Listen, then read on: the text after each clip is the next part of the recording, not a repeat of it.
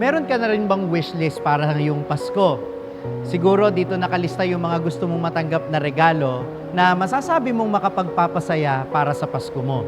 Pero ipinapaalala sa atin ng Linggo ng Gaudete na ang totoong kasiyahan natin ay hindi nagmumula sa mga material na bagay na sandaling kasiyahan lang naman ang ibinibigay.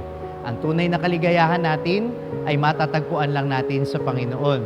Kaya nga kahit nakakulong si Juan Bautista ng walang kasalanan, may kapanatagan ng kanyang kalooban at masasabi nating masaya siya dahil alam niya na ginawa niya ang kanyang misyon at alam niya na natupad ang pangako ng Diyos sa pagdating ng Panginoong Hesus.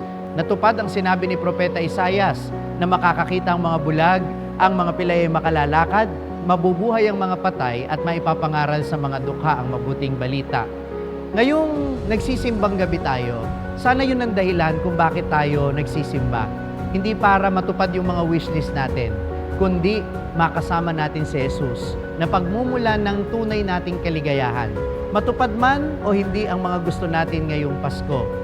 Palagi nating tandaan yung sinasabi ng kanta, sapat nang si Jesus ang kasama mo, tuloy na tuloy pa rin ang Pasko. Ang kaligayahan ay hindi nakadepende sa sitwasyon.